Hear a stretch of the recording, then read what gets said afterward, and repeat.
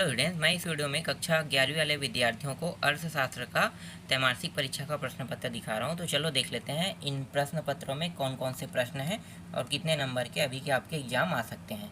ठीक है, तो देखो 50 अंक का पूर्णांक है,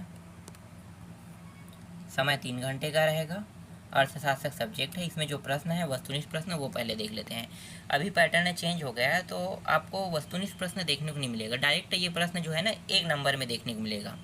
तो यहाँ पे जैसे कि देखो भारत में गलती से ये जो प्रश्न पत्र है इसमें वस्तुनिष्ठ प्रश्न दे दिया गया है। हालांकि प्रश्न पत्र में आपको वस्तुनिष्ठ देखने को नहीं मिलेगा।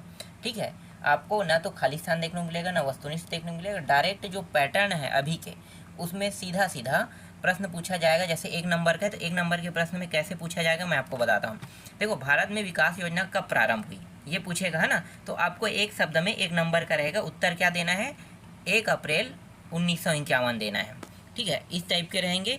दूसरा प्रश्न देखो, अर्थशास्त्र के जनक, अर्थशास्त्र के जनक कौन है तो आप लोगों को पता होगा, एडम स्मिथ। ठीक है, ये प्रश्न है, ऊपर का प्रश्न है और आप उत्तर दे रहे हो, क्या दे रहे हो, एडम स्मिथ। ठीक है, तीसरा है भारत में जनगणना कितने वर्ष बाद की जाती है। तो ये तो कॉमन प्रश्न है, आपको इसका उत्तर पता होना चाहिए।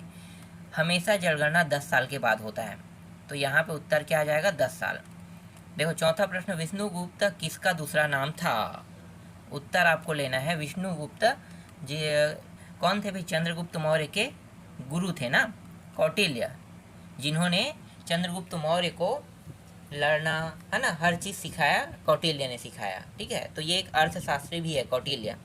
तो विष्णुगुप्त का दूसरा नाम है कौटिल्य, जिसे हम चाणक्य कहते हैं।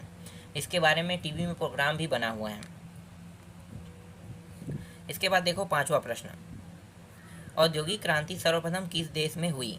उत्तर आपको लेना है इंग्लैंड। ठीक है, इंग्लैंड से ही शुरुआत हुआ था। जो रेल बना था ना भारत में, रेल और अन्य फैक्ट्रियाँ जो लगी है वो इंग्लैंड से ही स्टार्ट हुआ था। इंग्लैंड को हम ब्रिटेन के नाम से भी जानते हैं। तो कई बार क्या होता है, जैसे प्रश्न आता है तो आपको ये पता होना चाहिए कि इंग्लैंड और ब्रिटेन जो है अलग अलग नहीं है, एक ही है। इंग्लैंड भी बोल देते हैं, ब्रिटेन भी बोल, जैसे कि हम अपने देश को भारत भी बोलते हैं, इंडिया भी बोलते हैं ना। तो भारत और इंडिया तो बोलते हैं, साथ साथ हिंदुस्तान भी बोलते हैं, वैसे ही इंग्लैंड ब्रिटेन कहा जाता है। और ये जो आपको मैं प्रश्न पत्र दिखा रहा हूँ ये पुराना प्रश्न पत्र है और यहाँ से कितने प्रश्न आ सकते हैं ये हमें देखना है। ज़्यादातर ये पुराना प्रश्न पत्र है जो मैं चाहता था उस पैटर्न पे ये सेट नहीं हुआ है। हालांकि इसे उसी पैटर्न में सेट होना चाहिए था, पर कोई दिक्कत की बात नहीं है, हम लोग देख लेते हैं। और जितने अध्याय तक आएगा उतने अध्याय तक आपको पढ़ना है। तो अपने बुक में अगर आप इसको पढ़ते हो तो आपको कम से कम 6 से 7 अध्याय तक पढ़ना है और ज़्यादा डीपली प्रश्न नहीं पढ़ना है, मतलब ऊपर ऊपर से पढ़ना है। जैसे छोटे प्रश्न हैं तो एक बार जैसे आप पढ़ते हो तो आपको पता चल जाएगा कि उसका उत्तर क्या होगा। तो 1-1 नंबर के जितने प्रश्न हैं, पहले देखो तैयारी करने का मैं आपको एकदम सटीक और अच्छा तरीका बता रहा हूँ। सबसे पहले ना जितने भी 1 नंबर है उसको पहले पढ़ो, 1-1 नंबर को, क्योंकि वो कम समय में याद हो जाएगा। 1-1 नंबर है, 1 शब्द में उत्तर देना है तो आसानी से हो जाएगा। फिर दूसरा आपका क्या होगा, 2 नंबर वाला, 2 नंबर वाला रहेगा, उसको दूसरे टॉपिक में पढ़ना। ठीक है, तो 7 अध्याय तक पढ़ना है। 2-2 नंबर के प्रश्न को कैसे पढ़ोगे भाई, वो 20 से 25 शब्दों में, 25 से 30 शब्दों में लिखने वाला होता है, 2-2 अंक का। तो आप उसी तरीके से करना, फिर उससे बड़ा, फिर उससे बड़ा। तो इस तरीके से ना सेटिंग कर लेना। ठीक है, 3-4 पैटर्न में। और जब भी आप पढ़ोगे हमेशा उसी पैटर्न को फॉलो करना, जिससे क्या होगा कम समय में आप बहुत सारे प्रश्नों को याद कर पाओगे और अच्छे से भी पेपर में लिख पाओगे। इसके बाद देखो पहला प्रश्न, जब 6 अर्थशास्त्री, 1 मिनट, है ना, जब 6 अर्थशास्त्री इकट्ठे होते हैं तो उसे उनके खालिस्तान मत होते हैं। अब ये तो मैं नहीं जानता भाई ये कहना क्या चाह रहा है, और इतना इम्पोर्टेंट नहीं है, ये प्रश्न आने के चांसेस नहीं है। ठीक है, खालिस्तान के द्वारा आर्थिक मनुष्य की कल्पना की गई। किसके द्वारा भाई आर्थिक मनुष्य की कल्पना की गई। अब एडम स्मिथ तो अर्थशास्त्री के जनक है, तो क्या उसी के द्वारा की गई। तो ये प्रश्न भी इतना इम्पोर्टेंट नहीं है, इसको हटा दो। सांख्यिकी खालिस्तान का एक विज्ञान है। तो सांख्यिकी जो है ये गणना करने का एक विज्ञान है, तो गणना हम ले सकते हैं। ठीक है, यहाँ पे मैं उत्तर इसका बता रहा हूँ, लेकिन इसके भी चांसेस कम हैं। खालिस्तान सम्मक मौलिक होते हैं, इसके भी आने के चांसेस कम हैं। इसका उत्तर मुझे नहीं पता है। ठीक है, इसका भी चांस कम है। भारत की जनसंख्या का खालिस्तान प्रतिशत भाग कृषि में कार्यरत है, इसके आने के चांसेस हैं। ठीक है, ये इंपॉर्टेंट टॉपिक है। तो उत्तर जो है बुक में अलग दिया है, ठीक है। 67 है यहाँ पे, मैं 67 दे रहा हूँ, हो सकता है 67, 70 या 56 इस तरीके से दिया रहेगा। तो अलग जगह अलग रहता है, अपने बुक के हिसाब से आपको लोगों को उत्तर लेना है, ठीक है।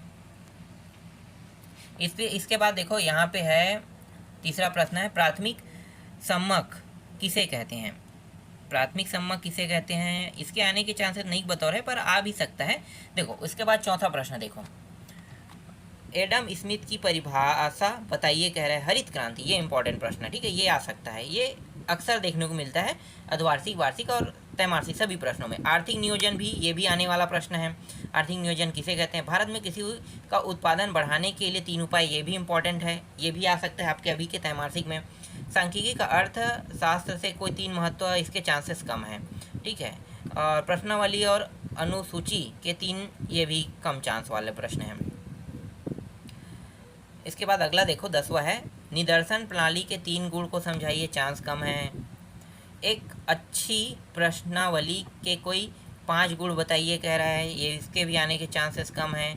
नवीन आर्थिक नीति का अर्थ स्पष्ट करते हुए 3 उद्देश्य लिखिए, ये आ सकता है, ठीक है। भारत में ये भी आ सकता है, भारतीय कृषि की किन्हीं 5 समस्याओं को स्पष्ट कीजिए कह रहे, ये इंपॉर्टेंट है। इसके बाद देखो 13वां में अथवा प्रश्न है, अभी आपको अथवा प्रश्न देखने को नहीं मिलेगा ना, 12वां में भी अथवा, 13वां में भी अथवा है, तो अथवा प्रश्न नहीं आएगा, एक साथ पूरा प्रश्न आएगा। भारतीय विकास योजना के विफलता के 5 कारणों को लिखो, ये इंपॉर्टेंट है। देश के विभाजन से देश की अर्थव्यवस्था में पड़ने वाले किन्हीं 5 प्रभावों को समझाइए, ये भी है। भारतीय हस्तशिल्प के पतन के कारणों को समझाइए, ये भी है। इसके बाद 14 में देखो और ब दिया है, एडम स्मिथ को अर्थशास्त्र के जनक क्यों कहा जाता है, ये प्रश्न आ सकता है, काफ़ी महत्वपूर्ण है। इसके बाद देखो यहाँ पे प्रोफेसर मार्शल और प्रोफेसर क्या है रॉबिन्स की परिभाषा में कोई 3, ये आ सकता है। उदारीकरण से भी, ये भी इंपॉर्टेंट है। और यहाँ पे विदेशी व्यापार किसे कहते हैं, इसके भी प्रभाव बताइए, ये प्रश्न आ सकते हैं, ये सारे प्रश्न, ठीक है। इसके अलावा इसमें कुछ प्रश्न और जोड़ना था, लेकिन इसमें कम प्रश्न दिया, क्योंकि त्रैमासिक परीक्षा में ज़्यादा प्रश्न नहीं दिया जाता है, ज़्यादा से ज़्यादा 50 अंक आता है और अधिक से अधिक 75 अंक का रहता है। तो 75 अंक का रहेगा तो ज़्यादा प्रश्न रहेगा और 50 अंक का रहेगा तो कम प्रश्न रहेगा।